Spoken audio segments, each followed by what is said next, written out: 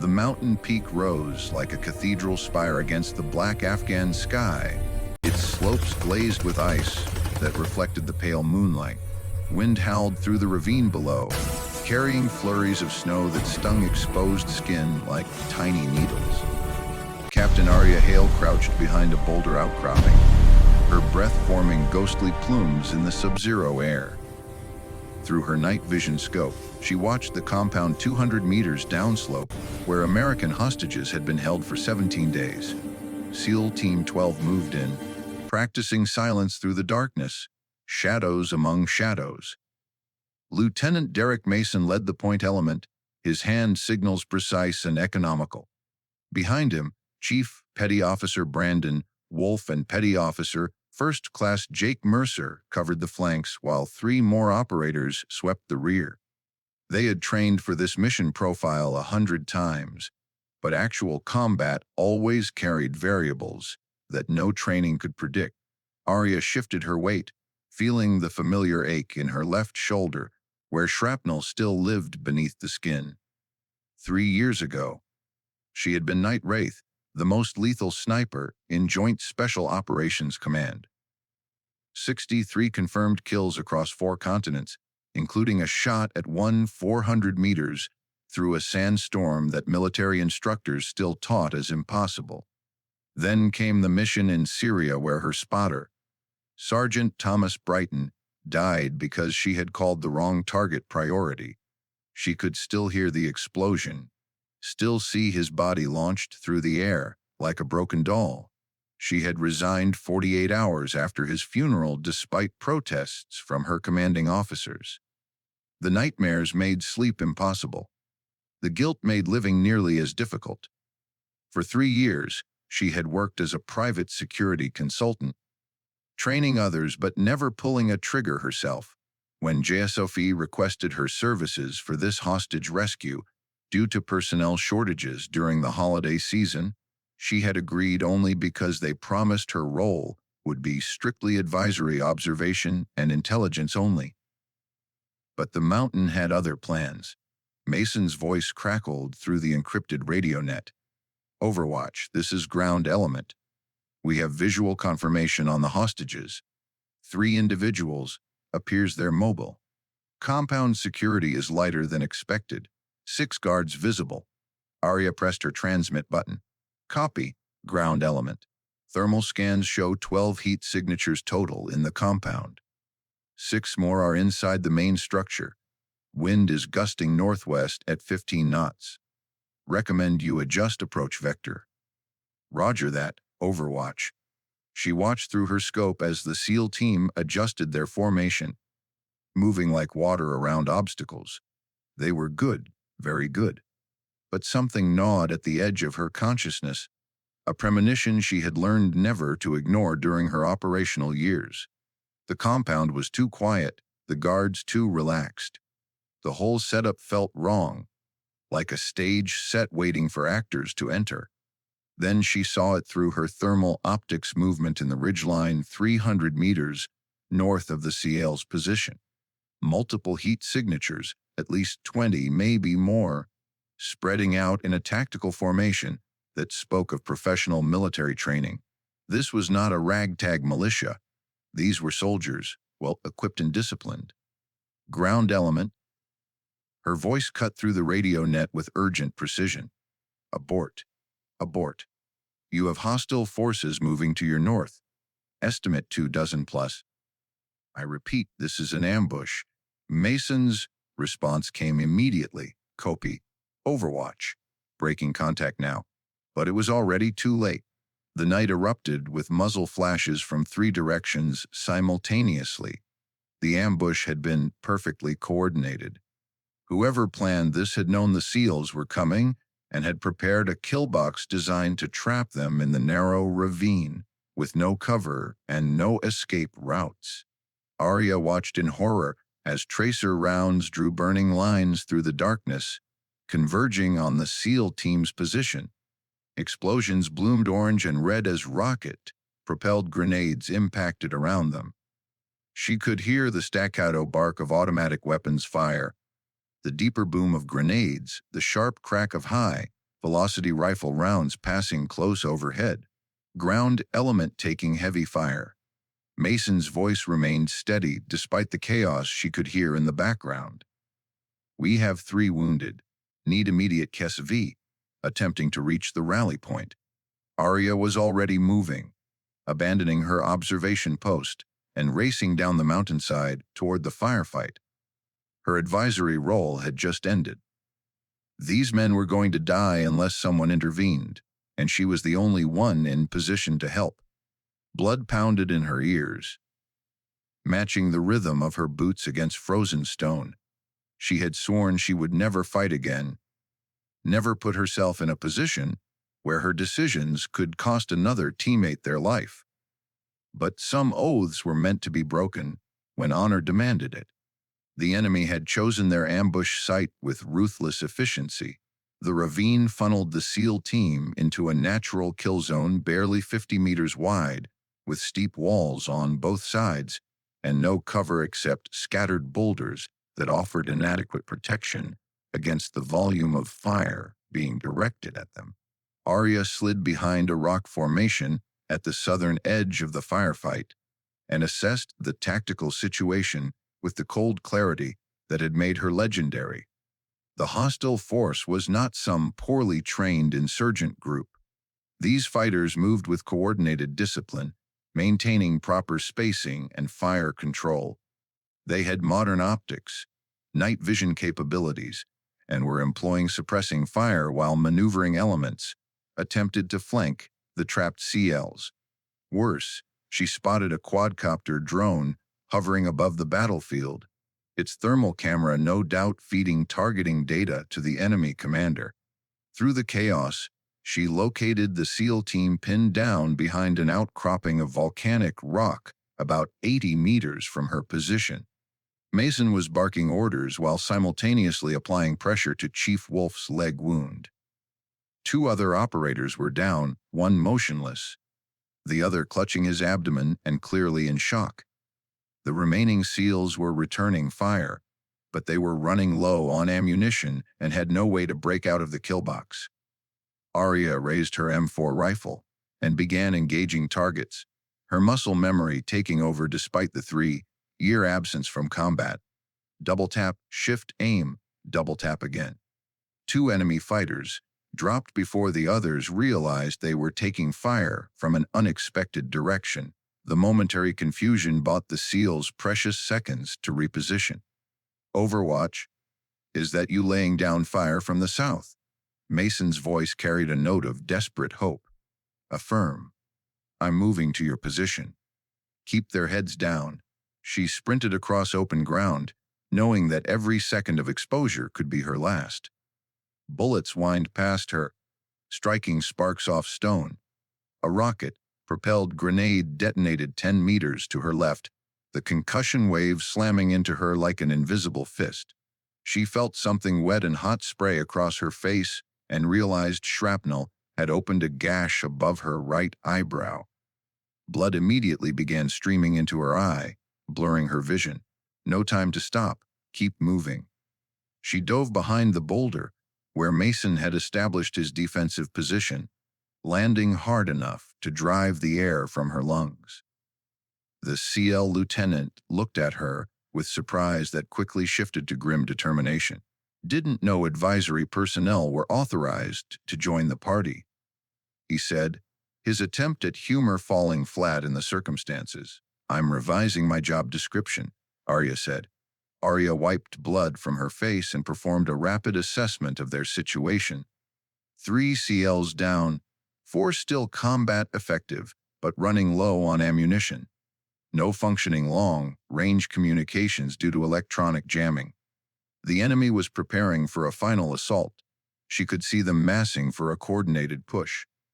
Another rocket exploded nearby, showering them with rock fragments and frozen dirt. The blast wave lifted Arya off her feet and slammed her against the boulder with bone-jarring force. She felt something snap in her left ribs, a sharp lance of pain that made breathing difficult. When she tried to stand, her legs wouldn't quite cooperate. The world tilted sideways, and she realized she was going into shock from blood loss and trauma. Through blurring vision, she saw Mason trying to establish radio contact with anyone who might send help, but the jamming was too effective. They were alone on this frozen mountain, with at least 40 enemy fighters closing in for the kill. The wounded SEALs wouldn't last another 10 minutes. Hell, none of them would last another 10 minutes at this rate. Arya felt consciousness starting to slip away, that seductive darkness that promised an end to pain. It would be so easy to just stop fighting, to let go, to join Thomas Brighton wherever dead soldiers went. She had carried the guilt of his death for 3 years. Maybe this was simply fate balancing the scales. Then she heard Chief Wolf groan in pain, heard one of the younger SEALs praying under his breath, heard Mason calling for a corpsman they didn't have. These men had families waiting for them, children who deserved to see their fathers come home. They had done nothing wrong except trust their intelligence and follow their orders. They did not deserve to die in this godforsaken ravine on Christmas Eve because she was too tired to keep fighting. The memory of Thomas's last words echoed in her mind. "Don't you quit on me, Arya. Whatever happens, you keep fighting. Promise me." She had made that promise as he died in her arms, blood soaking into the Syrian sand. For 3 years, she had broken that promise by walking away from the fight. Tonight, she would honor it one last time. The world snapped back into focus with painful clarity. Arya forced herself to her knees, then to her feet, ignoring the protest of broken ribs and bleeding wounds. She checked her remaining ammunition, 18 rounds in her M4, 2 magazines left. Not enough to hold off 40 fighters. Not even close. But she was not just any soldier, she was Night Wraith, and she had survived impossible odds before by thinking differently than her enemies expected. The key to any battle was not superior firepower, but superior positioning. Right now, she and the CLs were trapped at ground level, fighting from a position of weakness. The enemy held the high ground, multiple angles of attack, and overwhelming numbers. Time to change the equation. Through blood-hazed eyes, she studied the terrain with tactical intensity. The ravine's southern wall rose nearly 40 meters. A sheer face of ice covered granite that most people would consider unclimbable, especially at night in a snowstorm while wounded. But Arya had graduated from the military's survival, evasion, resistance, and escape course, where she had learned to climb far worse surfaces in far worse conditions. More importantly, that vertical face terminated at a broad ledge that overlooked the entire battlefield. From that position, a skilled marksman could dominate the entire kill zone, picking off targets without fear of return fire from below. It was perfect, if she could reach it without dying in the attempt. The flashback hit her like a physical blow, dragging her back 3 years to that dusty Syrian courtyard. She had been in her hide, tracking 3 high-value targets through her scope. Thomas was beside her, calling wind and distance. She had chosen to engage the leftmost target first, a tactical decision based on threat assessment. But the middle target had been wearing a suicide vest, and when he detonated it, the blast killed Thomas and 2 other operators who had just breached the compound entrance. She had made the logical choice, the tactically sound choice. But logic and tactics had not saved Thomas. Her decision had put him in the wrong place at the wrong moment, and he had paid the price. Since that day, every decision felt weighted with the possibility of catastrophic failure. Every choice shadowed by the fear that she would once again send someone to their death through her own error. Not again, she whispered into the howling wind. Not tonight. Not ever again. The enemy fighters were advancing now, emboldened by the CL's slackening return fire. She could hear their voices calling to each other in Dari, coordinating their assault. They believed victory was inevitable. that they were about to overrun a wounded American Special Operations team and claim a propaganda victory that would resonate across the region. They were wrong. They had made the fatal mistake of not killing her when they had the chance, and now she was going to make them understand exactly why the intelligence community had called her Night Wraith. Ghosts did not die easily, and they certainly did not forgive. Arya crawled to where Mason was frantically trying to control Chief Wolf's bleeding. The SEAL lieutenant looked up at her, his face grim with the knowledge of their approaching end. "How much ammunition do you have left?" she asked, her voice steady despite the pain coursing through her body. "Maybe 40 rounds total across the team. Not enough to hold them off much longer." Mason's jaw clenched. "I've got 2 men who need immediate surgery, one who probably won't make it regardless, and no way to call for extraction." "We're done." "No," Arya said flatly. "You're not done. But I need you to trust me, and I need you to give me your weapons." Mason stared at her as if she had lost her mind. "Give you our weapons?" "Captain, with respect, you're bleeding from at least 3 wounds and can barely stand. What exactly do you think you're going to accomplish?" She pointed at the vertical rock face. "I'm going to climb to that ledge and establish a sniper position. From up there, I can control the entire battlefield. But I need your MK-13 rifle, all remaining ammunition, your thermal scope, and any smoke grenades you can spare." The SEAL lieutenant followed her pointing finger, his expression shifting from confusion to disbelief. "That's a 40-meter vertical climb on ice, covered rock in the middle of a firefight, while you're seriously wounded." "Captain, that's not a plan. That's suicide. It's the only plan that keeps you and your men alive," Arya said. "I've made this climb before, on worse surfaces in worse conditions. I can do it again. But I need that rifle. Mason, your sidearm is designed for close quarters, not precision fire at extended range. The MK-13 is purpose-built for exactly what I need to do. If you fall, we lose our only sniper, qualified operator, and all our best weapons." Mason shook his head. "I can't authorize that." "You're not authorizing anything. I'm telling you what's going to happen." Arya's voice hardened with command authority that had led men through a dozen combat zones. "In approximately 90 seconds, those fighters are going to overrun your position. Your wounded will die first because they can't fight back.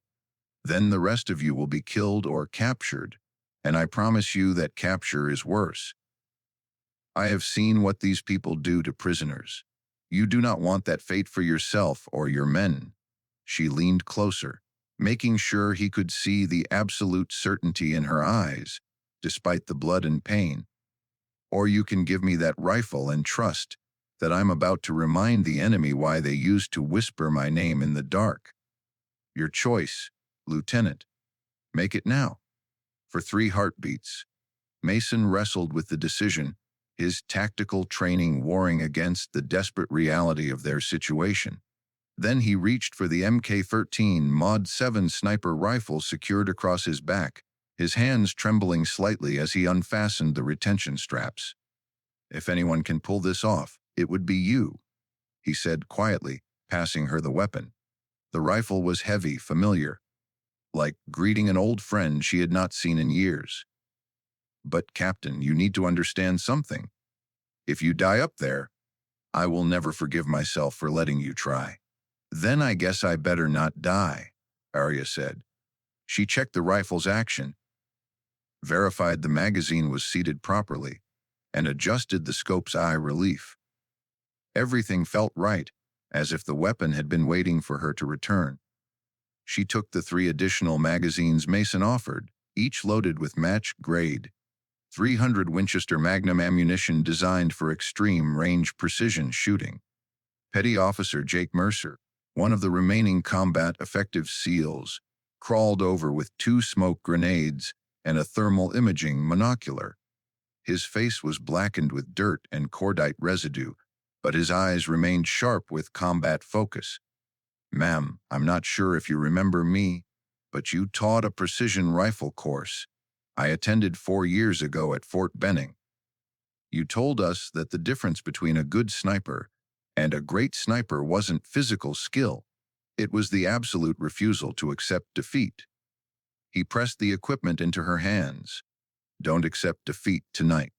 We need you up there.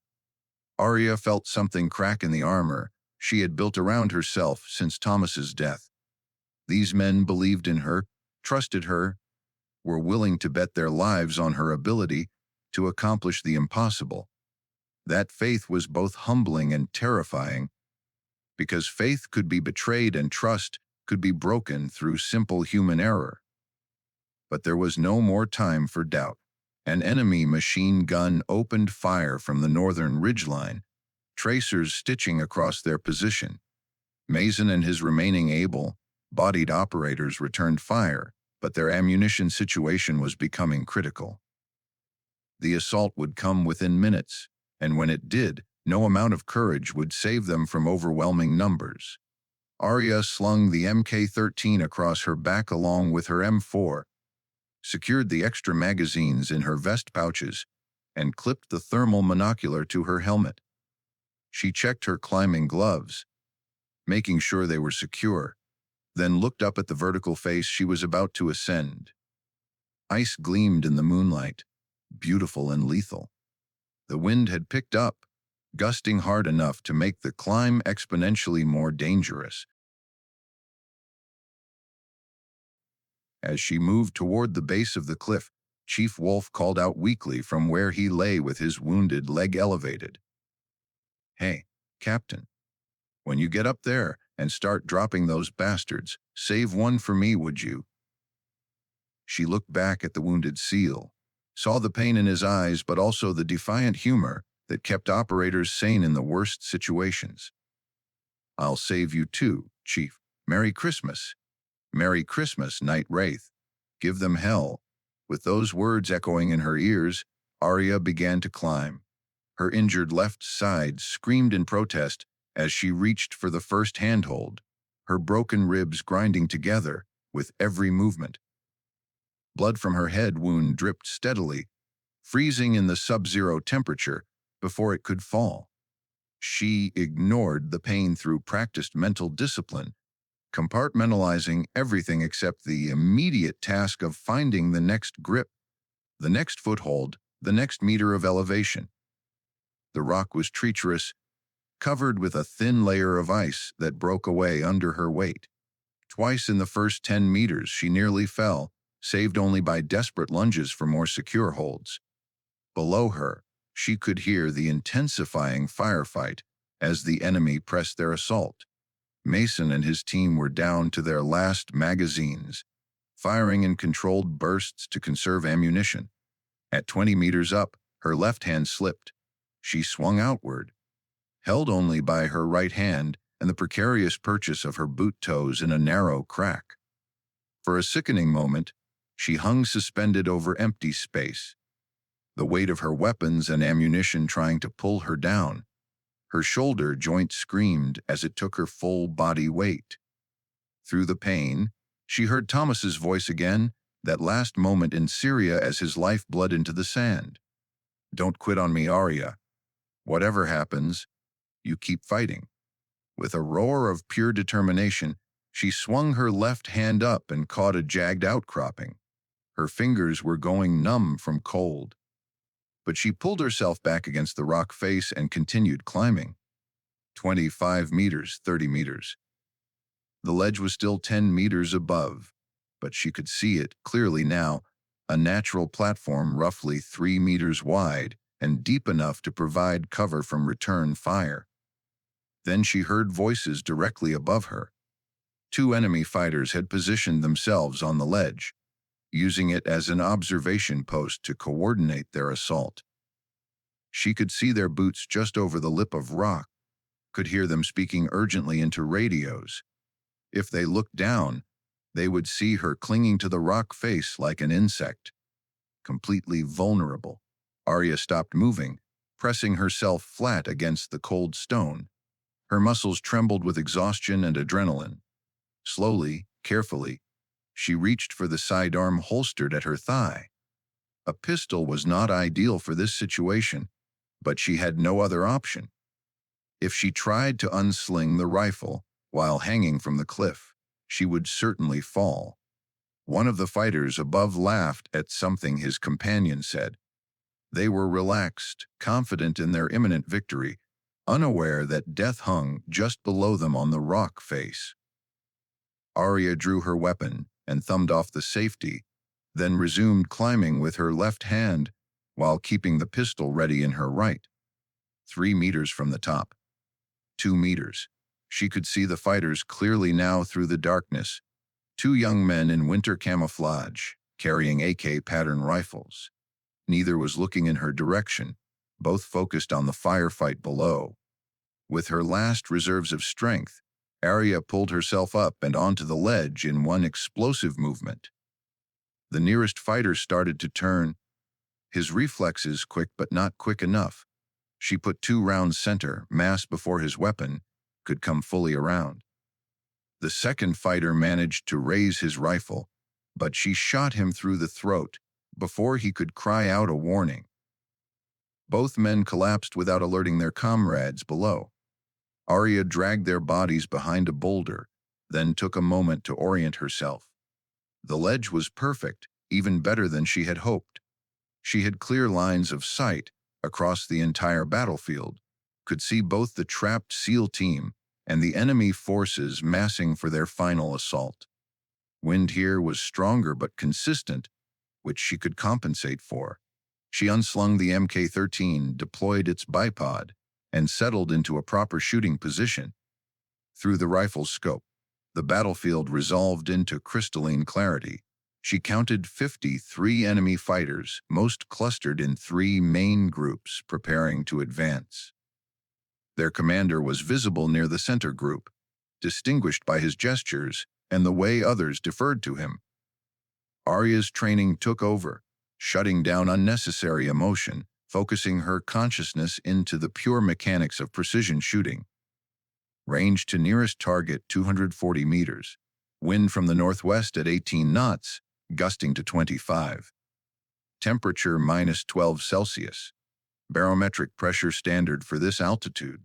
She controlled her breathing, feeling her heartbeat steady into the calm rhythm that had always preceded her most difficult shots. Below, Mason's team had perhaps 30 seconds before they were overrun.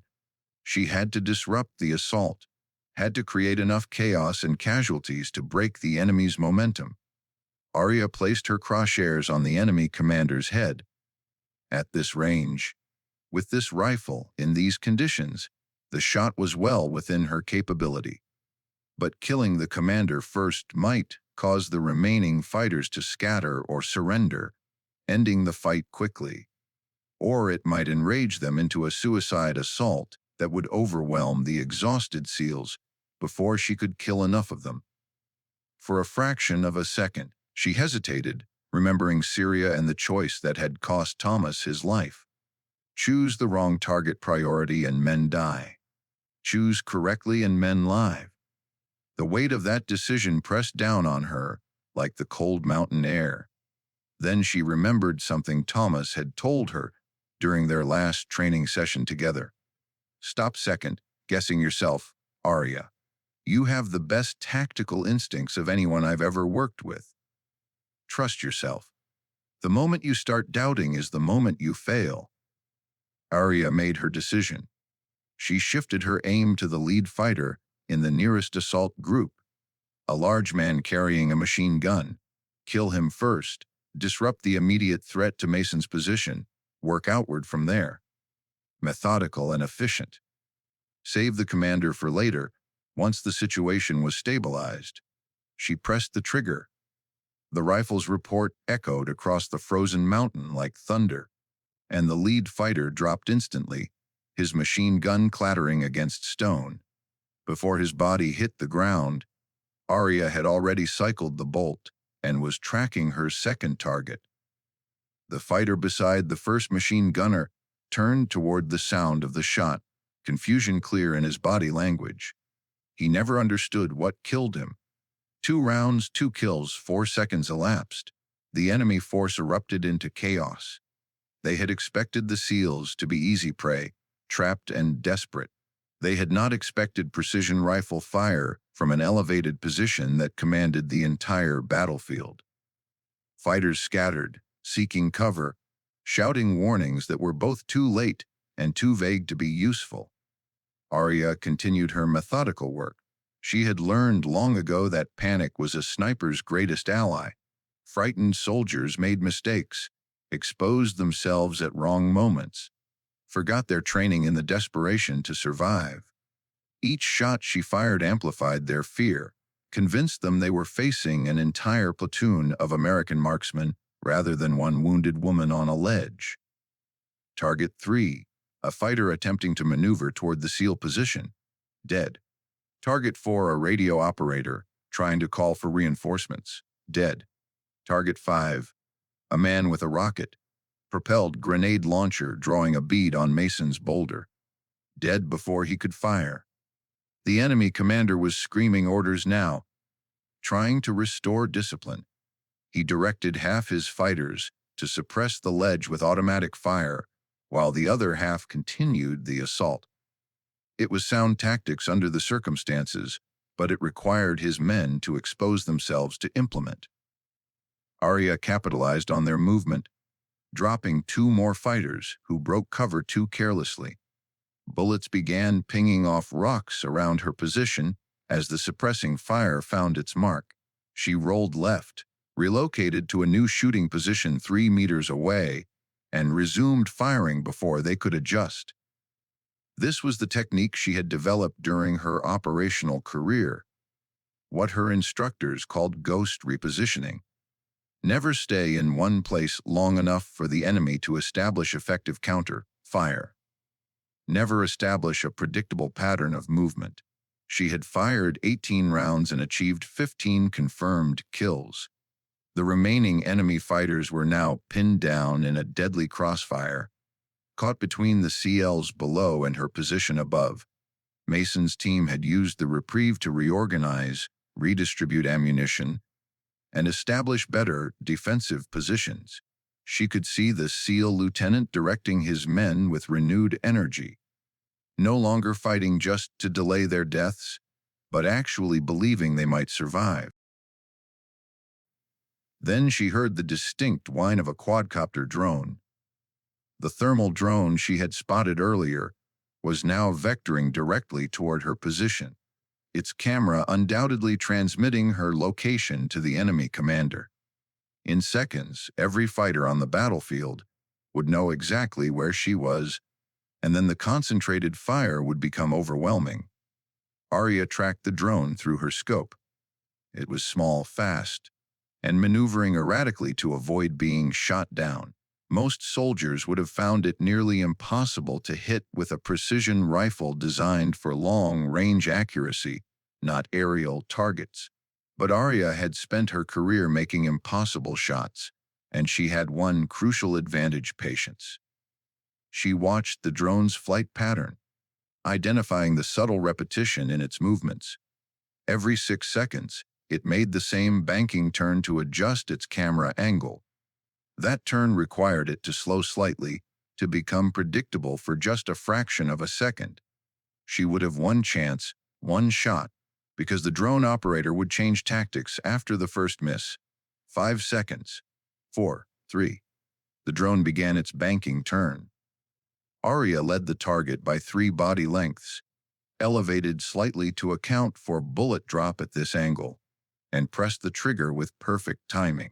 The .300 Winchester Magnum round struck the drone dead center, and it disintegrated in a shower of plastic and electronics. Below, the enemy fighters reacted with visible shock. Shooting down a fast, moving drone with a precision rifle was not something average soldiers could accomplish. It was the kind of shot that only elite operators practiced, the kind of demonstration of skill that broke enemy morale more effectively than any amount of firepower. Arya allowed herself a grim smile. They were starting to understand what they were facing. The stories about Night Wraith were not exaggeration, not propaganda. She had killed men in a dozen countries, had made shots that defied belief, had survived ambushes and raids and assassination attempts. Tonight, on this frozen mountain, she would add one more legend to her record. But the enemy was not finished. She saw movement on the cliff face below her position, heard the scrape of boots on stone. A 5-man element was attempting to climb up and eliminate her, using the same route she had taken. They were well trained and aggressive, exactly the kind of fighters who did not panic under pressure. Arya shifted to her secondary weapon, the M4 rifle, better suited for close quarters combat. She positioned herself at the lip of the ledge where she could look directly down at the climbers. They were making good progress, working as a team, covering each other's advance. The lead climber was perhaps 6 meters below her position and closing fast. She dropped a smoke grenade over the edge. It detonated halfway down the cliff face, billowing thick gray smoke that obscured the climber's vision and made breathing difficult. While they were temporarily disoriented, she leaned over the edge and engaged them with precise 3-round bursts. The lead climber took rounds through the chest and fell backward into empty space, his body tumbling end over end until it struck the ground with sickening force. The second climber managed to raise his weapon and return fire, forcing Arya to duck back. Bullets chewed into the rock where her head had been an instant before. She pulled a fragmentation grenade from her vest, cooked off the fuse for 2 seconds to prevent the climbers from throwing it back, and dropped it into the smoke cloud. The explosion was muffled by the smoke but devastating in its effect. When the smoke cleared, 3 bodies lay crumpled at the base of the cliff. The 5th climber had abandoned the ascent and was retreating back toward his comrades, shouting warnings about the demon on the ledge who could not be killed. Arya returned to the Mk-13 and resumed her precision work. The enemy force had been reduced to approximately 35 fighters, and their resolve was cracking. She could see it in their body language. The way they hesitated before moving, the way they looked toward their commander for guidance that was not forthcoming quickly enough. She placed her crosshairs on a fighter, attempting to organize a flanking maneuver, and ended his tactical planning permanently. Then another fighter, and another, each shot carefully aimed, each kill adding to the enemy's demoralization. The snow around her position was littered with spent brass casings, a golden trail of death that gleamed in the moonlight. Her ammunition situation was becoming critical. She had 4 rounds left in the current magazine, 2 full magazines remaining, perhaps 50 rounds total between the Mk-13 and her M4, enough to continue suppressing the enemy, but not enough for a prolonged engagement. The enemy commander would eventually realize that if they simply waited, eventually she would run out of ammunition or make a mistake born of fatigue. Time to change the dynamic again. Through her thermal scope, Arya identified the enemy commander sheltering behind a cluster of boulders near the northern ridgeline. He was directing fire through hand signals, trying to coordinate a renewed assault while his fighters were scattered and demoralized. Kill him and the already fragile enemy cohesion would collapse entirely. But the shot was technically challenging 830 meters range, significant wind deflection, and the target was presenting only partial exposure. She would need to thread the round between 2 boulders with less than 15 centimeters of clearance on either side. Miss by even a small margin, and the bullet would strike stone instead of flesh, alerting the commander to relocate. Arya settled deeper into her shooting position, controlling her breathing until her heartbeat slowed to the methodical rhythm she needed. Pain from her wounds faded into background noise. Cold, exhaustion, fear all became distant abstractions. There was only the rifle, the target, and the mathematics of death. She adjusted for windage based on the flags of snow blowing across the ridgeline, Calculated bullet drop at this range and altitude, factored in the Coriolis effect, and the slight cant of her shooting platform. The commander moved, and she tracked him patiently through the scope, waiting for the moment when his exposure would align perfectly with her firing solution. 3 seconds. 2. The commander leaned out to shout an order, and in that instant he made the fatal mistake of presenting a clean headshot. Arya pressed the trigger with absolute confidence in her calculations. The rifle bucked against her shoulder, the shot echoing across the mountain like a final judgment. Through her scope, she watched the commander's head snap backward, his body crumpling like a puppet with severed strings. For a heartbeat, the battlefield went silent. Then the enemy force fragmented completely, fighters breaking cover and running for the ridgeline in a panicked retreat. Without their commander, without the cohesion of unit discipline, they had transformed from a military force into a frightened mob. Mason's team capitalized immediately, rising from their defensive positions and engaging the retreating fighters. The SEALs had conserved enough ammunition for one final push, and they used it with lethal efficiency. Caught between the CL assault from below and Arya's precision fire from above, the remaining enemy fighters had only two choices: surrender or die. Most chose to run. Arya let them go, focusing her remaining ammunition on the few fighters who tried to maintain the defense. She dropped 3 more before the battlefield went quiet, except for the moaning of wounded and the howl of wind through the ravine. When the last echo of gunfire faded, Arya allowed herself to sag against the boulder. Her entire body trembled with exhaustion and shock. Blood had soaked through her tactical vest, freezing in crystalline patterns. Her broken ribs ground together with every breath, and the head wound above her eye had swollen enough to partially obscure her vision. But they had won. Against impossible odds in the worst possible circumstances, they had survived and defeated an enemy force more than 3 times their size. The CLs would go home to their families. They would see another Christmas, another year, another lifetime of memories that had almost been stolen by violence on a frozen Afghan mountain. Through blurring vision, she saw Mason and his team moving across the battlefield, securing weapons and checking enemy wounded. The SEAL lieutenant looked up toward her position and raised his hand in a salute that carried more respect than any medal ever could. She returned the gesture weakly, then closed her eyes and let the rifle slip from her numb fingers. For the first time in 3 years, the weight of Thomas's death did not feel quite so crushing. She had not saved him, could never save him. But tonight she had honored his memory by refusing to let another team die. She had fought when quitting would have been easier, had climbed when falling would have been simpler, had pulled the trigger when mercy toward herself would have been understandable. Night Wraith had returned, and in returning had perhaps found a measure of redemption. Consciousness returned in fragments, each piece accompanied by new inventories of pain. Arya opened her eyes to find herself being carried down the mountain on an improvised litter, Mason and Mercer taking turns at the corners.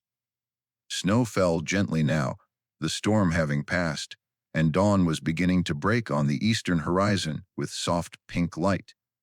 "Thought we lost you up there," Mason said when he noticed her eyes open. "You collapsed about 2 minutes after that last shot. How are you feeling?" "Like I fell off a mountain," Arya whispered, her voice raw. "How long was I out?" 20 minutes. We had to climb up to get you, which was not easy given that you made it look simple earlier." The SEAL lieutenant's attempt at humor was undercut by the genuine concern in his eyes. "You've lost a lot of blood, Captain. We've got tourniquets on the worst bleeds, but you need a hospital soon." She tried to sit up, but her body refused to cooperate. Every muscle felt like it had been beaten with hammers, and her broken ribs made even breathing an exercise in managed agony. The team, the wounded. Chief Wolf is stable, mostly. Thompson didn't make it. Franklin will need surgery but should survive if we can get him to Bagram in the next few hours. Mason's jaw tightened. We lost one good man tonight, but without you, we would have lost everybody. So thank you. Doesn't really seem adequate, but thank you for not letting us die on this mountain. Arya closed her eyes again, feeling tears she had not shed in 3 years, finally breaking through. Thompson. She had not been able to save him, just as she had not saved Thomas. The guilt threatened to overwhelm her, to drag her back into that dark place where failure defined her identity. But then she felt Mason squeeze her shoulder gently. Hey, Captain. I've read your file. I know about Syria and what happened to your spotter. I know you carry that with you. But you need to understand something. Thompson's wounds were catastrophic, sustained in the initial ambush, before you even reached our position. The medics tell me he was probably gone within 5 minutes of being hit. There was nothing you could have done differently that would have changed his fate. But maybe if I had spotted the ambush earlier, if I had warned you sooner. Stop. Mason's voice carried the firm authority of a combat leader who would not accept self-destructive thinking from his people. You gave us warning with enough time to prevent total annihilation. You climbed a mountain most people would consider impossible to climb. You eliminated more than 20 enemy fighters from an exposed position while seriously wounded. You saved 7 lives tonight, Captain. 7 men who are going home to their families because of your actions.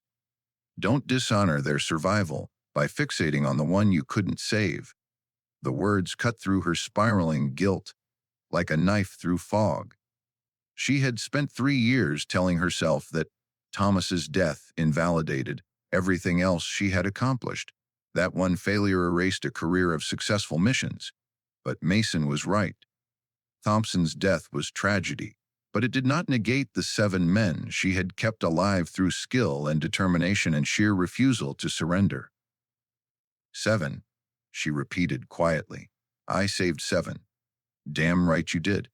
And if anyone ever asks me who the best operator I've ever served with was, I'm going to tell them about the night a wounded sniper climbed a mountain in a blizzard and fought off an entire enemy company by herself.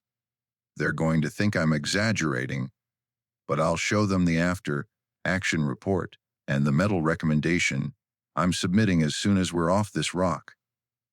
Arya felt something in her chest loosen, a knot of guilt and self-recrimination that had been tied tight for 3 years beginning to unravel. She would never forget Thomas, would always carry some responsibility for his death.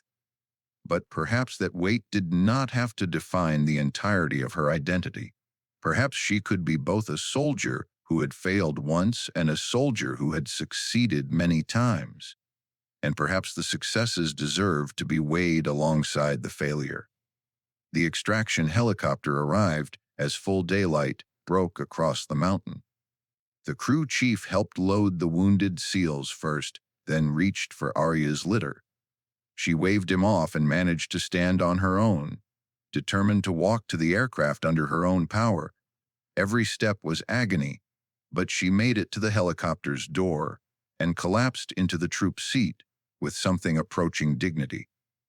As the helicopter lifted off, she looked back at the mountain where she had fought her last battle.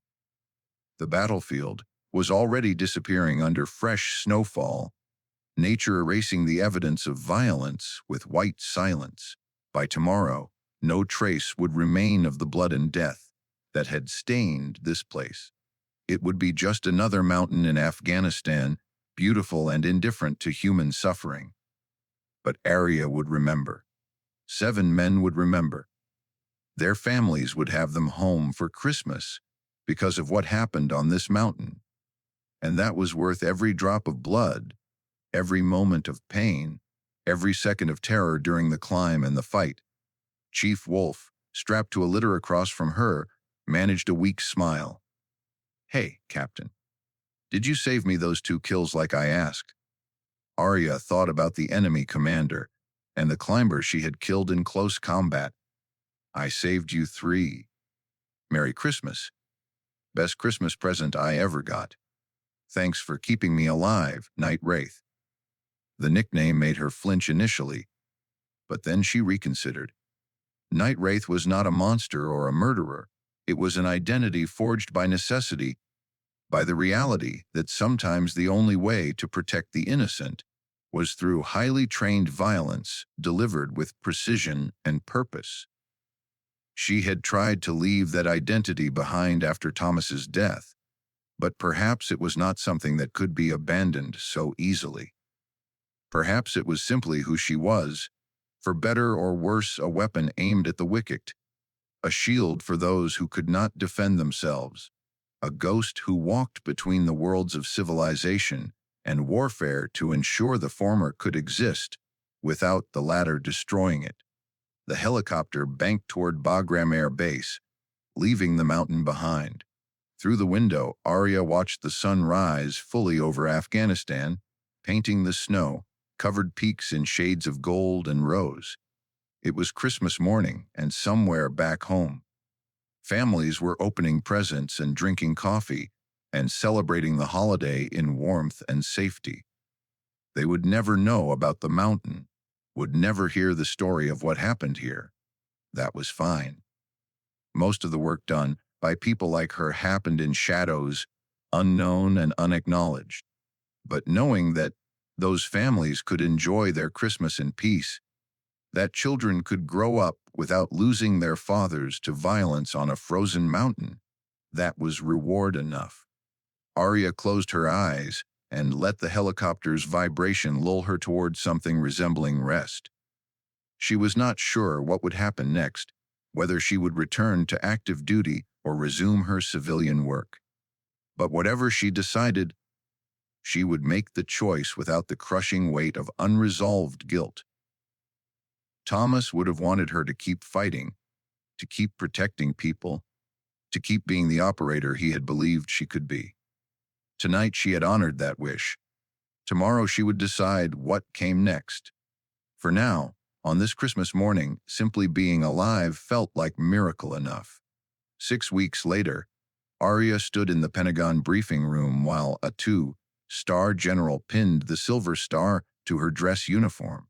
The citation was carefully worded to protect operational security, but anyone with military experience who read it would understand that something extraordinary had occurred on that unnamed mountain in Afghanistan. For conspicuous gallantry and intrepidity in action against an armed enemy, the general read, his voice carrying the formal weight of military tradition. Captain Arya Hale distinguished herself by exceptionally valorous conduct in the face of overwhelming enemy forces. Despite sustaining serious wounds, Captain Hale voluntarily assumed a position of extreme danger to protect friendly forces under attack. Her expert marksmanship and tactical brilliance resulted in the elimination of more than 20 enemy combatants and the protection of 7 American personnel who would otherwise have been killed or captured. Her actions reflect great credit upon herself and the United States Army. Mason and the surviving members of his SEAL team stood at attention in the front row, their dress uniforms crisp and their faces solemn with respect. Chief Wolf had recovered enough to walk with only a slight limp, though doctors said he would carry shrapnel in his leg for the rest of his life. Franklin had required 3 surgeries, but was expected to make a full recovery. After the ceremony, Mason approached her with a slight smile. "So, Captain, I hear JSOC has been trying to recruit you back to active duty. Any chance Night Wraith is coming out of retirement permanently?" Arya considered the question carefully. The nightmares about Thomas had not disappeared entirely, but they had softened into something more manageable. She could sleep through most nights now without waking in a cold sweat. could think about Syria without the immediate crushing guilt that had defined her for 3 years. "I'm thinking about it," she admitted. "But if I come back, it's going to be on my terms. I'm not interested in sitting behind a desk or working in a training environment. If I'm going to do this, I'm going to do it in the field where I can make a difference. I think JSOC would agree to pretty much anything you ask for at this point." Mason's smile widened. "Word has gotten around about what you did on that mountain. Half the special operations community is trying to get you assigned to their task force. You've become something of a legend." "I was already a legend," Arya said dryly. "I'm just deciding whether being a legend is worth the cost." Later that afternoon, she drove to Arlington National Cemetery and walked through the silent rows of white headstones until she found Thomas Brighton's grave. Snow had begun to fall again, dusting the marble with white powder that reminded her of that mountain in Afghanistan. She knelt beside his headstone and brushed away the snow so she could read his name clearly. "Hey, Thomas. Sorry it's been so long since I visited. I've been dealing with some things, but I think you'd understand." The wind rustled through the bare trees, carrying the faint sound of taps being played at another funeral. Arya took a deep breath and continued. "I kept my promise. I didn't quit. Even when it would have been easier. Even when I was sure I was going to die, I kept fighting. And I saved people, Thomas. 7 people who are alive because I remembered what you told me." She placed her hand on the cold marble, feeling the carved letters beneath her fingers. "I'm not going to forget you. I'm not going to pretend Syria didn't happen or that your death wasn't partly my responsibility. But I'm also not going to let that one failure define everything I am. You deserve better than to be remembered as the mistake that ended my career. You deserve to be remembered as the brother in arms who made me a better operator, a better soldier, a better person." The wind picked up, swirling snow around her in patterns that almost seemed deliberate. In that moment, she felt a sense of peace she had not experienced since that dusty courtyard 3 years ago. Thomas was gone, would always be gone. But his memory did not have to be a burden. It could be a reminder of what she was fighting for, the stakes involved when soldiers went into harm's way. She stood and saluted his headstone with precision that would have made any drill sergeant proud. "Sleep well, Thomas. I've got it from here." As she walked back through the cemetery toward her car, her phone rang. The caller ID showed a number she recognized. JSOC headquarters. She answered on the second ring. "Captain Hale, this is Colonel Davidson from Special Operations Command. I understand you might be interested in discussing a return to active duty. We have a situation developing that could use someone with your particular skill set. Would you be available for a classified briefing tomorrow morning?" Arya looked back at the rows of white headstones, each one representing a life given in service, then looked forward toward the gate and the world beyond. The choice was hers. She could return to civilian life, could consult and train and live safely away from the chaos of war. Or she could step back into the shadows, could be the weapon that protected those white headstones from multiplying unnecessarily. "I'll be there, Colonel, 0800, perfect, and Captain. It's good to have Night Wraith back." She ended the call and continued walking, her pace steady and purposeful. The snow fell harder now, coating the world in white silence. Somewhere in Afghanistan, a mountain stood where 7 men had lived who should have died, where one woman had climbed into legend and come back down carrying redemption. Night Wraith had returned, and the darkness would never be quite as safe for those who preyed on the innocent. Because somewhere in that darkness, a woman with a rifle would be watching, waiting, ready to remind evil that it always had a price. And on this particular Christmas, that price had been paid in full.